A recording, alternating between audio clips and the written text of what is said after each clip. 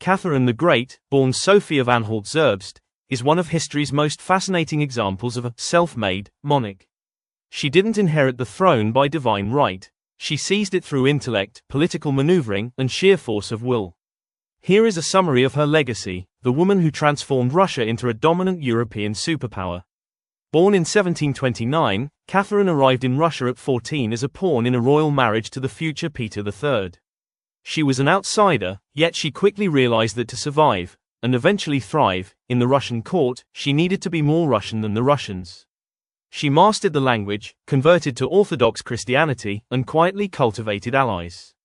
When her husband proved to be an inept and unpopular ruler, she orchestrated a coup in 1762 to claim the throne for herself. Catherine's rule, 1762 to 1796, is often called the Golden Age of the Russian Empire, characterized by aggressive expansion and modernization. She corresponded with famous Enlightenment thinkers like Voltaire and Diderot. She genuinely believed in progressive ideals, aiming to modernize legal codes, promote education, and encourage the arts.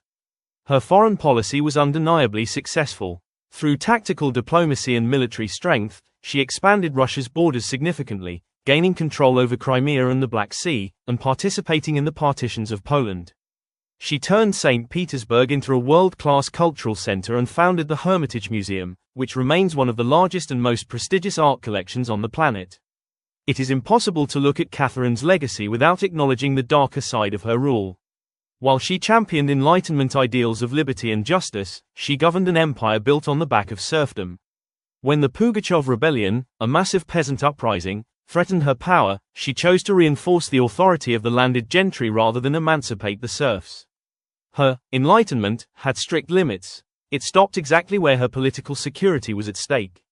In short, Catherine was a brilliant, pragmatic, and ruthless administrator. She navigated a dangerous, male-dominated world to become the longest-ruling female leader in Russian history, leaving the empire vastly larger and more culturally sophisticated than she found it. Like and subscribe. Reference Tube.